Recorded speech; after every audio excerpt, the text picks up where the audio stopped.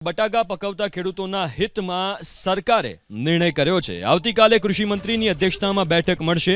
ખેડૂતો અને contract farming company સાથે બેઠક। નિયત ભાવ ન મળતા ભાજપ અને સરકારને કરાઈ હતી રજૂઆત। બાલાજી કંપની પૂરતા ભાવ ન આપતી હોવાની રજૂઆત કરાઈ હતી। નિયત ભાવ મુજબ કપાત નાણાં ન અપાતા હોવાની ફરિયાદ।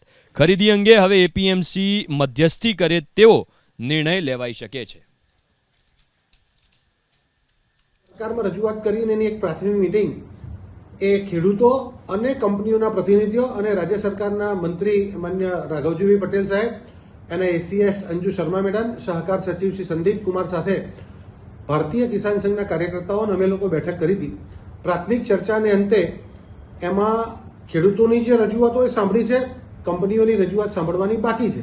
તો આવતીકાલે સાંજે 4 વાગે માન્ય મંત્રીશ્રીના કાર્યાલયમાં આ કંપનીઓ સાથે પણ આગામી સમયમાં ખેડૂતો અને કંપનીઓ બંનેના હિતમાં અને ગુજરાતમાં આ કામ વધે કેવી રીતે એ બાબતે એક મિટિંગ કરવા જઈ રહ્યા છીએ। રાજ્યના ખેડૂતોને કોન્ટ્રાક્ટ ફાર્મિંગમાં એને ટ્રાયપાર્ટી એગ્રીમેન્ટ થાય, નિયામક એપીએમસીના મધ્યસ્થીથી ખેડૂત, કંપની અને એપીએમસી એની વચ્ચે એક કોન્ટ્રાક્ટ થાય, એ રજીસ્ટર થાય અને એ કોન્ટ્રાક્ટની શરતો પાડવા માટે એપીએમસી ખેડૂતને પૂરક બને એવી એક વ્યવસ્થા અમે ગોઠવવા જઈ રહ્યા છીએ।